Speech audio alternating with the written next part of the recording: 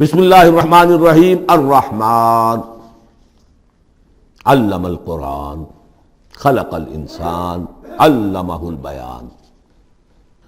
رحمان، اور یہ اللہ کا وہ نام ہے جو رحمت کے مادے سے، لیکن خاص شان اس کی یہ ہے کہ جس میں ایک طوفانی کیفیت ہے اللہ کی رحمت، ٹھاٹھے مارتے ہوئے سمندر کی طرح۔ غضبان ہم پڑھ چکے ہیں 2 دفعہ، نہایت غضبناک، حضرت موسیٰ کے لیے لفظ آیا غضبان آصفہ۔ تو عرب کہے گا اگر بھوک سے مر رہا ہے انا جوعان، پیاس سے مر رہا ہے انا عطشان، تو رحمان کے وزن پر بہت مبالغہ ہوتا ہے، اور اس میں ایک شان ہوتی ہے جیسے کہ طوفانی شان، طوفان وہ بھی اسی میں ہے۔ الرحمن وہ ہستی کہ جس کی رحمت ٹھاٹھے مارتے سمندر کے مانند ہے۔ علم القرآن، اس نے قرآن سکھایا ہے۔ یعنی یہ کہ قرآن مجید کی عظمت کا تصور کرو، یہ اللہ کی رحمانیت کا مظہر عتم ہے، اس کی رحمت کی سب سے بڑی شان، اس کا مظہر عتم جو ہے وہ قرآن ہے۔ دوسری بات یہ، اللہ کے ناموں میں چوٹی کا نام رحمان ہے، بہت پسندیدہ۔ رحمت کی تو ضرورت ہر شخص کو ہے۔ حضور نے فرمایا میں بھی مستغنی نہیں۔ آپ نے ایک موقع پہ فرمایا کہ کوشش جنت میں صرف اپنے اعمال کی بنیاد پر نہیں جائے گا جب تک کہ رحمت خداوندی دستگیری نہ کرے۔ اور حضرت عائشہ سے ہے یہ روایت۔ حضرت عائشہ نے پوچھ لیا، ظاہر بات ہے میاں بیوی کے درمیان ایک بے تکلفی بھی ہوتی ہے، کہ کیا حضور آپ بھی؟ آپ نے فرمایا ہاں میں بھی۔ الا ان یتغمدنی ربی برحمتہ، میں بھی جنت میں نہیں جا سکوں گا مگر اس صورت میں کہ میرا رب مجھے اپنی رحمت سے ڈھانپ لے۔ تو رحمان چوٹی کا نام ہے اللہ کے ناموں میں سے، اور جو علم اللہ نے دیا ہے انسان کو اس میں چوٹی کا علم قرآن ہے۔ ایک علم وہ ہے ریویلڈ نالج جس کی چوٹی یہ ہے، ایک علم ہے ایکوائرڈ نالج، رفتہ رفتہ انسان جا رہا ہے، لیکن سب سے اونچا علم، سب سے بڑا علم خلق الانسان، اسی نے انسان کو بنایا، اور اس کی کریشن کا کلائمیکس انسان ہے، تخلیق کی معراج انسان ہے۔ خلقتہ بیدی، اپنے دونوں ہاتھوں سے بنایا ہے، جس میں عالم امر اور عالم خلق جمع ہو گئے۔ اس سے آگے علمہ البیان، جو صلاحیتیں انسان کو دی ہیں ان میں چوٹی کی صلاحیت جو ہے بیان ہے۔ انسان کو کہا گیا حیوان ناطق، نطق، قوت بیان۔ اور یہ بات ہمیں معلوم ہے کہ یہ جو انسان کا جو برین ہے، ظاہر بات ہے گوریلاز میں بھی ہے، چمپینزیز میں بھی ہے، اور بھی حیوانات کے اندر بھی ہے، گھوڑے کا بھی برین ہے، لیکن یہ برین جیسے جیسے رفتہ رفتہ لوئر اینیمل سے اوپر آپ آ کر دیکھتے ہیں، ہائیسٹ انسان کے اندر آ کر اس کا جو گرے میٹر ہے، وہ جو ہائیسٹ ایوالوڈ فارم ہے، اس میں مختلف ایریاز ہیں۔ یہ ویژن کا ایریا ہے، آنکھ سے جو انفارمیشن جا رہی ہے وہ پھر ڈسائفر ہوتی ہے گرے میٹر کے اس پچھلے حصے کے اندر، ہیئرنگ ایریا ہے۔ لیکن سب سے بڑا رقبہ جو ہے وہ ہے سپیچ سینٹر، اور اس کے 2 حصے ہیں، دوسرے کی بات سننا اور سمجھنا، پھر اپنی بات کہنا۔ یہ 2 ایسپیکٹس ہیں اس کے۔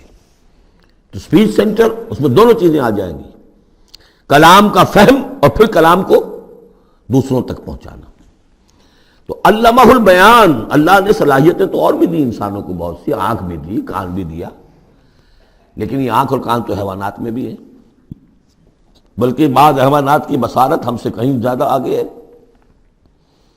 بعض حیوانات وہ ہیں کہ جنہیں روشنی کی بھی ضرورت نہیں دیکھنے کے لیے، بغیر اندھیرے میں بھی دیکھتے، ہم تو اندھیرے میں نہیں دیکھ سکتے۔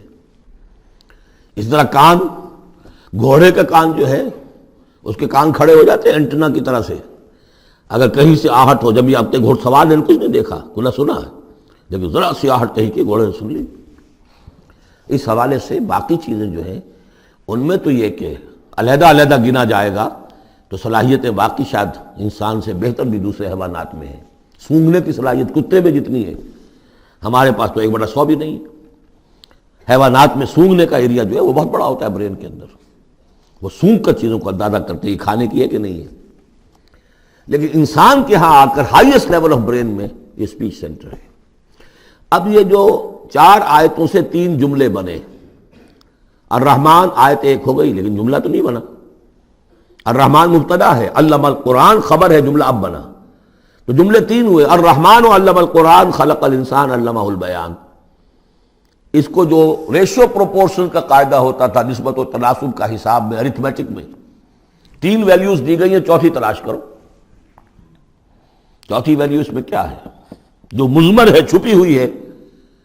انسان کو جو بہترین صلاحیت اللہ نے دی ہے قوت بیان، اس کا مصرف بھی ہونا چاہیے بہترین۔ اس کا بہترین مصرف یہ ہے کہ قرآن سمجھو اور سمجھاؤ، قرآن پڑھو اور پڑھاؤ۔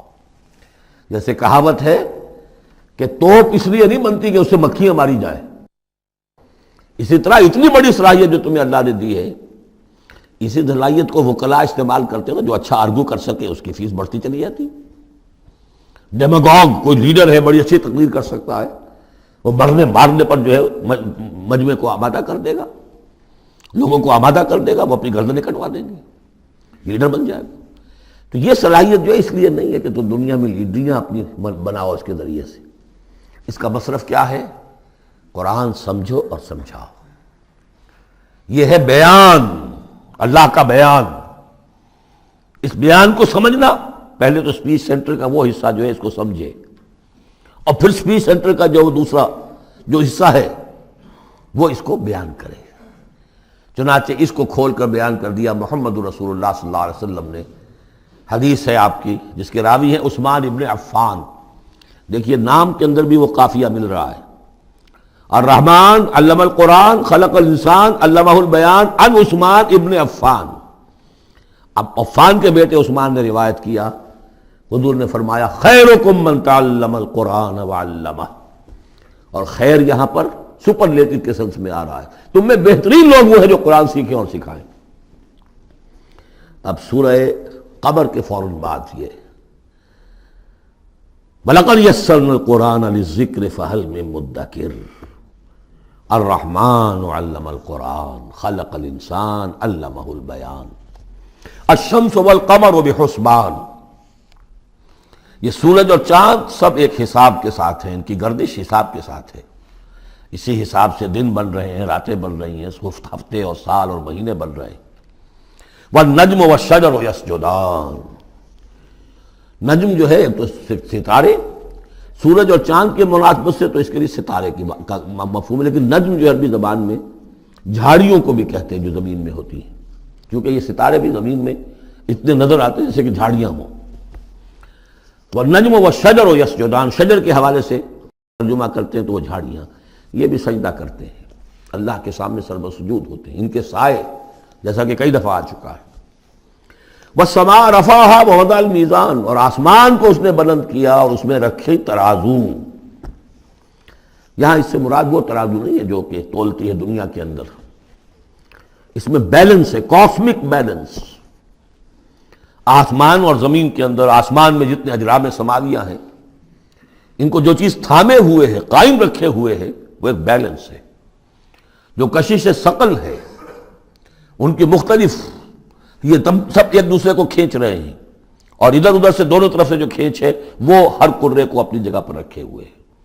یہ بیلنس جب ذرا سا گڑبڑ ہوگا اور یہ کرے آپس میں ٹکرا جائیں گے، فاصلے ہی کہیں تو ہوتا ہے conversely proportional to the distance, لہذا وہ جو گریویٹیشنل فورس ہے، اگر ایک طرف سے ذرا فاصلہ کم ہو گیا، اس کا مطلب دوسری طرف بڑھ گیا، تلپٹ ہو جائے گا۔ تو یہ کاسمک بیلنس ہے۔ وَالسَّمَاءَ رَفَعَهَا وَوَضَعَ الْمِيزَانَ أَلَّا تَطْغَوْا فِي الْمِيزَانِ، دیکھو اس میزان میں، اس توازن میں، یہ جو بیلنس ہے یہاں کا، اس میں کوئی کمی بیشی نہ کرو، بد زیادتی کرو۔ وَأَقِيمُوا الْوَزْنَ بِالْقِسْطِ وَلَا تُخْسِرُوا الْمِيزَانَ، اور قائم رکھو وزن کو قسط کے ساتھ، عدل کے ساتھ، اور اس کے اندر کہیں کوئی کمی نہ کرو، نہ تطغوا نہ تخسروا، نہ کمی نہ زیادتی۔ کہیں فاصلہ بڑھ جائے گا تب بھی خرابی، کہیں فاصلہ کم ہو جائے گا تب بھی خرابی۔ وَالْأَرْضَ وَضَعَهَا لِلْأَنَامِ، الفاظ کی مناسبت سے بعض لوگوں نے سمجھا کہ ترازو ہی مراد ہے، تو ٹھیک ہے، اس میں کوئی حرج نہیں ہے اگر مراد لی جائے، لیکن ترتیب دیکھیے جس طرح یہ آ رہا ہے، الشمس والقمر بحسبان۔ اب اس کے حوالے سے یہ گویا کہ کاسموس کی بات ہو رہی ہے، اس کاسموس کی بات کے بعد نیچے اتر کے وَالْأَرْضَ وَضَعَهَا لِلْأَنَامِ، تدریجاً نیچے آ رہے ہیں، اور زمین کو ہم نے بنا دیا، رکھ دیا لوگوں کے لیے، پست کر دیا، ان کے قدموں میں بچھا دیا اپنی مخلوقات کے لیے۔ اور مخلوقات میں انسان بھی ہیں، جنات بھی ہیں۔ فیہا فاکہۃ، اس میں میوے ہیں، والنخل، اور کھجوریں ہیں، ذات الاکمام، جن پر کے غلاف چڑھے ہوتے ہیں، والحب ذو العصف، اور اناج ہے جس کے ساتھ بس بھی ہوتا ہے، والریحان، اس کے دو ترجمے ہیں، ایک تو یہ کہ اور خوشبودار پھول بھی ہیں، یا یہ کہ اور دوسری غذائیں بھی ہیں۔ فَبِأَيِّ آلَاءِ رَبِّكُمَا تُكَذِّبَانِ، عام طور پر جو ترجمہ ہے اس میں آلہ کا ترجمہ کیا گیا ہے نعمتیں، لیکن اصل میں یہاں نعمت، قدرت، ان دونوں کو جمع کیجیے۔ کہیں وہ نعمت کا تذکرہ ہے، کہیں اللہ کی قدرت کا ذکر ہے، اس کی قدرت کی نشانیاں ہیں۔ فَبِأَيِّ آلَاءِ رَبِّكُمَا تُكَذِّبَانِ، تو تم اپنے رب کی کون کون سی نعمتوں اور قدرتوں کا انکار کرو گے۔ تکذبان صیغہ ہے تثنیہ کا، دونوں سے خطاب ہو رہا ہے، انسانوں سے اور جنوں سے، اور یہ بات آگے چل کر واضح ہو جائے گی۔ خلق الانسان من صلصال کالفخار، ہم نے بنایا انسان کو اس صلصال سے، اس سوکھی ہوئی خشک مٹی سے، وہ گارا سنا ہوا گورا، صلصال من حمئی مسنون، اور جب وہ اتنا سوکھ گیا کہ کھنکنے لگا، کالفخار، جیسے ٹھیکرا ہوتا ہے، اسے بنایا۔ وَخَلَقَ الْجَانَّ مِن مَارِجٍ مِّن نَار، اور جنات کو ہم نے بنایا آگ کی لپٹ سے، جس کو کہ ہم اس سے پہلے پڑھ چکے ہیں سورہ ہجر میں، نار السموم، لو جیسی ہوتی ہے جس کے اندر کی آگ ہوتی ہے۔ تو ایسے ہی وہ جو فلیم ہوتا ہے، شعلہ، اس کا ایک حصہ تو ہے جو نظر آتا ہے، اور ایک حصہ وہ جو نظر نہیں آتا۔ وہ جو اوپر کا حصہ ہے وہ ہے جہاں پہ سب سے زیادہ ہیٹ، ٹیمپریچر ہائیسٹ وہاں ہوتا ہے، وہ ہے مارج من نار۔ فَبِأَيِّ آلَاءِ رَبِّكُمَا تُكَذِّبَانِ، رب المشرقین و رب المغربین، وہ رب ہے مشرقوں کا بھی، دونوں مشرقوں کا اور دونوں مغربوں کا۔ یہ تسنیہ کی جو مناسبت سے یہاں پر مشرقین و مغربین کا، کہیں مشارق والمغارب ہے، رب المشارق والمغارب، کہیں مشرق و مغرب ہے، اور یہ سب ٹھیک ہے، مشرق و مغرب واحد کی حیثیت سے بھی درست ہے۔ اور مشرقین اور مغربین، اس وقت کا جو مشرق ہے جہاں سورج نکل رہا ہے، اس کے مقابلے میں مغرب ہے جہاں وہ ڈوبے گا، لیکن وہی مغرب وہ مشرق ہے دوسرے، ہمارا جو پیچھے جو حصہ ہے گلوب کا، اس کا مشرق ہے، اور جو ہمارا مشرق ہے وہ اس کا مغرب ہے۔ تو دو مشرق دو مغرب۔ پھر یہ کہ ہر نقطہ جو ہے زمین پر وہ مشرق بھی ہے مغرب بھی ہے، کسی نہ کسی وقت وہاں پر سورج جو ہے طلوع ہو رہا ہے، کبھی وہاں پر غروب ہو رہا ہے، تو مشارق والمغارب۔ لیکن یہاں پر تسنیہ کی مناسبت سے رب المشرقین و رب المغربین، دونوں مشرقوں کا رب مالک اور دونوں مغربوں کا۔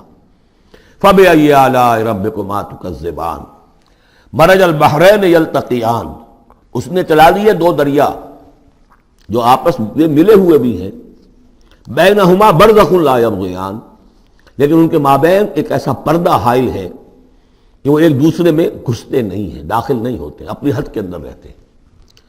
یہ ہیں گرم روئیں چلتی ہیں ٹھنڈے پانی کے سمندر میں، یا جیسے کہ کابل پر نظر آتا ہے دو دریا چل رہے ہیں، دریائے سندھ کا پانی علیحدہ نظر آ رہا ہے اور دریائے کابل کا علیحدہ نظر آ رہا ہے، اور یہ اٹک پر نظر آتا ہے، اور کافی دور تک پھر یہ علیحدہ علیحدہ چلتے نظر آتے ہیں۔ فَبِأَيِّ آلَاءِ رَبِّكُمَا تُكَذِّبَانِ يَخْرُجُ مِنْهُمَا اللُّؤْلُؤُ وَالْمَرْجَانُ، اور ان دونوں سے نکلتے ہیں موتی بھی اور مونگے بھی۔ فَبِأَيِّ آلَاءِ رَبِّكُمَا تُكَذِّبَانِ وَلَهُ الْجَوَارِ الْمُنشَآتُ فِي الْبَحْرِ كَالْأَعْلَامِ، اور اس کے لیے ہی ہیں، اللہ ہی کی ملکیت ہے وہ پہاڑ جیسے جہاز، جوار المنشآت جو اونچے کھڑے رہتے ہیں اور سمندر میں ایسے ہوتے ہیں جیسے پہاڑ۔ پچھلے زمانے میں بھی تو اگرچہ بادبانی ہوتے تھے، جب بادبان کھل جاتے تھے تو بڑی اونچی اونچی جو ہے بادبان ہوتے تھے ان کے، پہاڑ کی طرح، پہاڑیاں چھوٹی چھوٹی، اور آج جو کچھ چلتے ہیں بڑے بڑے جہاز، ان کو تو دیکھیں تو واقعی تو وہ پہاڑ ہوتے ہیں سمندر میں۔ فَبِأَيِّ آلَاءِ رَبِّكُمَا تُكَذِّبَانِ كُلُّ مَنْ عَلَيْهَا فَانٍ، اب یہ جو یہاں آئی ہیں اب تک آیات، اللہ کی صنائی، اللہ کی قدرت نوٹ کریں گے جب ہم سورہ واقعہ پڑھیں گے۔ پہلے آیا ذکر قرآن، اس کی عظمت، اور اس کا جو ایک مضمر ہے چیز کہ انسان کو اس قرآن کی عظمت اور فضیلت کو سمجھ کر، اگر اللہ نے وہ جو شعر علامہ اقبال کا، اگر یک قطرہ خون داری، اگر مشتے پرے داری، بیا با من تو موزم طریق شاہ بازی را، اگر تمہارے جسم میں کوئی قطرہ خون ہے اور کوئی مٹھی بھر پر بھی تمہیں دے رکھے ہیں، اے چڑیا اے بیا، آؤ کہ میں تمہیں شاہ بازی کے طریقے سکھاؤں۔ اسی طریقے سے اگر تمہیں بولنے کی صلاحیت دی ہے اللہ نے تو اس کا مصرف کیا ہے؟ خیرکم من تعلم القرآن وعلمہ۔ سمجھنے کی صلاحیت دی ہے، قرآن سمجھو۔ بیان کرنے کی صلاحیت دی ہے، بیان کرو قرآن کو۔ پھر یہ کہ اللہ تعالیٰ کی تخلیقی قوت، اس کا تذکرہ ہوا۔ وہاں آپ دیکھیں گے یہ بالکل الٹی یہی ترتیب ہوگی، آخر میں قرآن مجید کی عظمت، اس سے پہلے اللہ کی تخلیقی عظمت، اللہ کے یہی جو اعلیٰ ہے، اس کے بعد اب پہلے جہنم والوں کا تذکرہ یہاں ہو رہا ہے، وہاں بعد میں ہوگا۔ فرمایا کل من علیہا فان، جو بھی ہے اس زمین پر جو بھی مخلوقات ہیں سب فنا ہونے والی ہے۔ وَيَبْقَى وَجْهُ رَبِّكَ ذُو الْجَلَالِ وَالْإِكْرَامِ، باقی تو رہے گا صرف تیرے رب کا منہ، تیرے رب کا چہرہ، جو بہت بزرگی والا ہے اور بہت عظمت والا ہے۔ اب یہ کہ اللہ کا چہرہ ہم کیا اس کو نہیں سمجھ سکتے، آیات متشابہات میں سے ہوگا۔ جو اس کا مفہوم سمجھیں گے وہ یہ ہے اللہ کی ذات باقی، باقی سب چیز اللہ تعالیٰ کے سوا سب فانی، پوٹینشلی سب فانی ہے، اپنے طور پر سب کسی کا وجود جو ہے اپنے بل پر قائم نہیں ہے۔ اللہ جب تک قائم رکھے تو در حقیقت وہ خود اپنے بل پر قائم نہیں ہے، وہ تو اللہ تعالیٰ نے ان کو قائم رکھا ہوا ہے۔ کل من علیہا فان، اللہ باقی من کل فان، اللہ ہی باقی ہے، باقی تمام فانی ہے۔ وَيَبْقَى وَجْهُ رَبِّكَ ذُو الْجَلَالِ وَالْإِكْرَامِ فَبِأَيِّ آلَاءِ رَبِّكُمَا تُكَذِّبَانِ يَسْأَلُهُ مَنْ فِي السَّمَاوَاتِ وَالْأَرْضِ، جو بھی ہے آسمان اور زمین میں وہ سب اس کے در کے سوالی ہیں، اسی سے مانگ رہے ہیں۔ وجود بھی ملا ہے اسی سے، حیات کسی کے پاس ہے دی ہوئی ہے اسی کی، کوئی صلاحیت ہے تو دی ہوئی ہے اسی کی، کوئی ذہانت ہے تو دی ہوئی ہے اسی کی، روز کا رزق جو آ رہا ہے اسی کا عطا کرنا، ہر ایک سائل ہے۔ واللہ هو الغنی وانتم الفقراء، تم سب کے سب محتاج ہو، تمہارا وجود مستعار، تمہاری حیات مستعار، تمہیں علم جو دیا اس نے دیا جتنا دیا۔ فلا یحیطون بشیء من علمہ الا بما شاء، تو تمہاری کیفیت یہ ہے۔ یسألہ من فی السماوات والارض، اسی سے مانگتا ہے جو بھی ہے آسمانوں میں اور زمین میں۔ کل یوم ہوا فی شان، وہ ہر دن ایک شغل میں ہے، اس کی ایک مصروفیت ہے۔ یا میرے نزدیک اشارہ ہے اسی بات کی طرف، یدبر الامر من السماء الی الارض ثم یعرج الیہ فی یوم کان مقدارہ الف سنۃ مما تعدون۔ تدبیر امر ہے، ایک دن کی تدبیر وہ کرتا ہے، کیا کچھ اگرچہ وہ ایک دن اس کا 1000 سال کا ہے، اس میں کیا کیا ہونا ہے، کس طرح سے ہونا ہے، پھر وہ احکام کی تنفیذ ہوتی ہے، پھر اس کی رپورٹ ہے، اس کو واپس جاتی ہے۔ تو کل یوم ہوا فی شان، وہ کوئی ایک یوں سمجھیے کہ کوئی اسٹیٹک کوئی حقیقت نہیں ہے، خود اس کی مصروفیات، کل یوم ہوا فی شان، نئی شان کے ساتھ اس کا ظہور ہوتا ہے۔ کل یوم ہوا فی شان فبأی آلاء ربکما تکذبان سنفرغ لکم ایھا الثقلان۔ اب یہاں پر کھل کر بات کی کہ یہ تکذبان کیوں کہا جا رہا ہے۔ ہم جلد ہی فارغ ہو جائیں گے تمہارے لیے، اے دو بھاری قافلوں، اے انسانوں کا قافلہ اور اے جنات کے قافلے۔ ابھی جو ہے اس کائنات کو ہم نے چلایا ہوا ہے، ابھی مہلتیں ہم نے دے رکھی ہیں، وقت مقرر کیا ہوا ہے، اجل مسمى ہے اس کائنات کی بھی اور ہر قوم کی بھی۔ لکل امت اجل، ہر امت کے لیے بھی ایک اجل ہے، ہر ایک فرد کی اجل ہے، وہ سب ہے، لیکن القریب ہم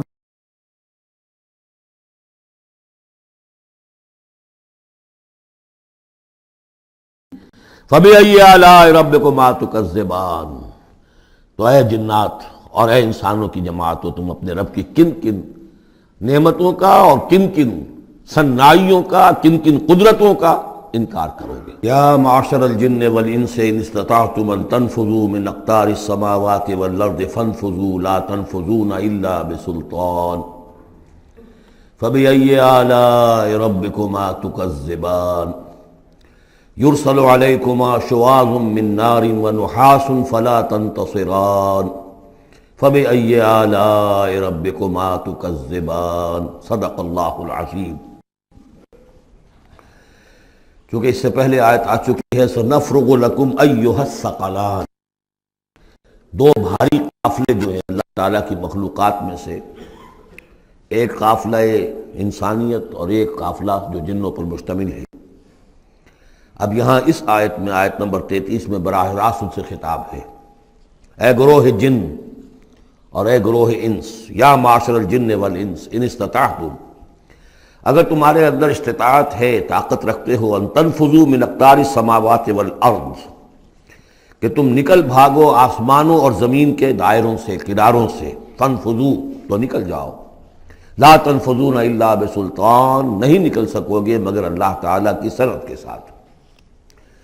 یہ آیت مبارکہ مشکلات القرآن میں سے ہے، پوری طرح ہم شاید ابھی نہ سمجھ پائیں جب تک کہ اور ہمارا علم جو ہے کائنات کے بارے میں، کاسموس کے بارے میں اور علم بڑھ نہیں جاتا، لیکن یہ کہ عام طور پر یہ سمجھا گیا ہے کہ یہ انسان اور جن جو ہیں ایک حد تک ان کی رسائی ہے اس کائنات کے اندر، اس سے آگے نہیں۔ جیسے کہ آ چکا ہے، میں پہلے بھی بیان کیا ہے کہ جنات کے لیے غالباً یہ ہمارا جو سولر سسٹم ہے، یہ پورا جو ہے یہ ان کی جولان گاہ ہے، اس میں یہ جائیں جدھر جائیں چلے جائیں، اس سے آگے نہیں۔ انسانوں کا معاملہ یہ ہے کہ وہ اس کے اندر بھی جو بھی فاصلہ طے کرتے ہیں، وہ ظاہر بات ہے کہ وہ اس کے لیے مشینیں ایجاد کر کے جہاں تک جا رہے ہیں، لیکن اس پورے سولر سسٹم تک بھی ان کی رسائی ممکن نہیں ہوگی۔ لیکن یہ کہ ایک گمان میرا ہے جو میں آپ کے سامنے پیش کر رہا ہوں کہ قرآن مجید جب آسمانوں اور زمین کی بات کرتا ہے تو وہ مراد ہوتی ہے کل کائنات، کل یونیورس، اور کل یونیورس کے کناروں سے نکل بھاگنا، اس کے کیا معنی ہے؟ اس کے معنی یہ ہے معدوم ہو جانا، یعنی یہ کہ جہنم میں پڑنے والے چاہیں گے کہ ہم معدوم ہو جائیں، کاش کہ جیسا کہ ہم نے پڑھا تھا سورہ نساء میں، فَكَيْفَ إِذَا جِئْنَا مِن كُلِّ أُمَّةٍ بِشَهِيدٍ وَجِئْنَا بِكَ عَلَىٰ هَٰؤُلَاءِ شَهِيدًا۔ اس روز انسان چاہیں گے کہ اس طرح زمین شق ہو جائے، وہ اس میں دھس جائے اور زمین اوپر سے برابر کر دی جائے، یہ تو ہوگا یوم الحساب کو۔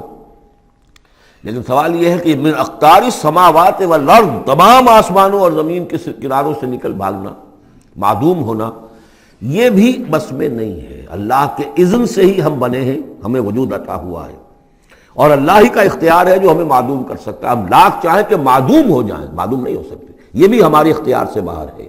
اذن رب ہی ہو تو ہم معدوم ہوں، بغیر اذن رب۔ یہاں پر ویسے جو الا بسلطان، اللہ کا حکم، اللہ کی مرضی، اللہ کی سند، اس طرح کی کوئی بات ہے، اگرچہ عام طور پر بات وہ سمجھی گئی ہے جو پہلے میں نے بتایا ہے، میرا گمان یہ ہے، واللہ عالم۔ بہرحال مشکلات القرآن میں سے ہے۔ فَبِأَيِّ آلَاءِ رَبِّكُمَا تُكَذِّبَانِ، تو تم اپنے رب کی کن کن نعمتوں اور کن کن صناعیوں اور کاریگریوں اور کن کی قدرتوں کا انکار کرو گے۔ یرسل علیکما شواظ من نار، تم پر پھینکے جائیں گے شعلے بھڑکتے ہوئے آگ کے، ونحاس، اور دھواں ملا ہوا، وہ آگ جس میں کہ دھواں ملا ہوا ہو، فلا تنتصران، پھر تم بدلہ نہیں لے سکو گے۔ فَبِأَيِّ آلَاءِ رَبِّكُمَا تُكَذِّبَانِ فَإِذَا انشَقَّتِ السَّمَاءُ، جب آسمان پھٹ جائے گا، فَكَانَتْ وَرْدَةً كَالدِّهَانِ، تو ایسے ہو جائے گا گلابی رنگ کا جیسے کہ تیل کی تلچھٹ ہوتی ہے، جب تیل کو صاف کیا جاتا ہے تو اس کے نیچے جو تلچھٹ رہ جاتی گلابی رنگ کی۔ فَبِأَيِّ آلَاءِ رَبِّكُمَا تُكَذِّبَانِ فَيَوْمَئِذٍ لَا يُسْأَلُ عَنْ ذَنبِهِ إِنسٌ وَلَا جَانٌ، تو اس روز کوئی پوچھنے کی ضرورت نہیں ہوگی ان کے گناہوں کے بارے میں، نہ انسانوں سے نہ جنوں سے۔ اللہ تعالیٰ پوچھے گا، حساب کتاب بھی ہوگا، لیکن یہ کہ اپنی جگہ پر ہر ایک کے چہرے پر لکھا ہوگا اس کا انجام۔ بل الانسان علی نفسہ بصیرہ، چنانچہ کئی جگہ قرآن مجید میں نقشہ کھینچا گیا ہے، میدان قیامت میں جب لوگ کھڑے ہوں گے، کچھ لوگوں کے چہرے تر و تازہ ہوں گے، کچھ لوگوں کے اوپر مردنی چھائی ہوئی ہوگی، جس کی مثال بہترین ہوتی ہے ہائی سکولز کے اندر ہر سال جب ڈکلیئر کرتے ہیں امتحان، سالانہ امتحان کا نتیجہ، تو جب کھڑے ہوتے ہیں طالب علم سننے کے لیے، تو بعض لوگوں کے چہروں کے اوپر لکھا ہوتا ہے کہ یہ فیل ہونے، اس لیے کہ انہیں معلوم ہے لکھ کر کے آئے تھے ہم، اور بعض کے چہرے تر و تازہ ہوتے ہیں، انہیں اگر فکر ہوتی ہے تو اس کی کہ میں فرسٹ آتا ہوں یا نہیں آتا، بس اس کی تشویش ہو سکتی ہے، لیکن یہ کہ انہیں کوئی اندیشہ یہ نہیں ہوتا کہ وہ فیل ہو جائیں گے۔ تو فَيَوْمَئِذٍ لَا يُسْأَلُ عَنْ ذَنبِهِ انس ولا جان، اس دن پوچھا جانا ضروری نہیں ہوگا کسی سے بھی، نہ جن سے نہ ان سے، ان کے گناہ کے بارے میں۔ فَبِأَيِّ آلَاءِ رَبِّكُمَا تُكَذِّبَانِ يُعْرَفُ الْمُجْرِمُونَ بِسِیمَاهُمْ، پہچان لیے جائیں گے مجرم اپنے چہروں سے، چہرے ان کے اترے ہوئے ہوں گے، انہیں تو معلوم ہوگا۔ یعرف المجرمون بسیماہم فیؤخذ بالنواصی والاقدام، پھر ان کو پکڑا جائے گا ان کی پیشانی کے بالوں سے اور پاؤں سے، یعنی ہر ایک کو کوئی فرشتہ جو ہے وہ ادھر سے اس کی پیشانی کے بال پکڑے گا اور ادھر سے اس کی ٹانگیں پکڑ کر ٹاس کرے گا اسے۔ فبأي آلاء ربكما تكذبان هذه جہنم التي يكذب بها المجرمون، جب پھینکا جائے گا اسے جہنم، یہ ہے وہ جہنم کہ جس کو جھٹلاتے رہے تھے وہ لوگ کہ جو جھٹلانے والے تھے۔ هذه جہنم التي يكذب بها المجرمون، جسے مجرم گناہ گار جھٹلاتے رہے۔ یطوفون بینہا وبین حمیم آن، اب وہ چکر لگاتے رہیں گے، اس آگ سے نکلیں گے، پانی پینا چاہیں گے تو وہ پانی کھولتا ہوگا، حمیم آن، کھولتے پانی کے اور اس آگ کے درمیان۔ فَبِأَيِّ آلَاءِ رَبِّكُمَا تُكَذِّبَانِ، اب یہ تو اہل جہنم کا انجام ہے جو یہاں بیان ہو گیا۔ یہاں جنتیوں کے انجام سے پہلے ان کا بیان ہے، سورہ واقعہ میں پہلے جنتیوں کا بیان آئے گا اور پھر اہل جہنم کا بیان آئے گا، ترتیب عکسی۔ وَلِمَنْ خَافَ مَقَامَ رَبِّهِ جَنَّتَانِ، اور جو بھی اپنے رب کے حضور میں کھڑے ہونے سے ڈرتا رہا، لرزا و ترسا رہا، اس کے لیے دو جنتیں ہیں۔ یہ دو جنتیں کیوں کہی گئی؟ اس کے لیے جو توجیہ میری سمجھ میں آئی ہے اس میں مجھے خاصا اطمینان ہے، انشراح ہے کہ جنتیں جو جنوں کے لیے ہوں گی وہ علیحدہ جنت ہے، انسانوں کے لیے علیحدہ ہے۔ ظاہر بات ہے دونوں کے احساسات جدا ہیں، دونوں کے ذوق جدا ہیں، دونوں کے مذاق جدا ہیں، لہذا ایک جنت ہے کہ جو انسانوں کے لیے ہے اور ایک جنت ہے کہ جو جنات کے لیے ہے۔ ایک ہی طرح کی چیزیں ان دونوں کے لیے پلیزنٹ اور ان دونوں کے لیے جو ہو سکتی ہیں مسرت اور سرور آمیز، وہ ایک طرح کی نہیں ہو سکتی، ان کے تقاضے مختلف ہوں گے۔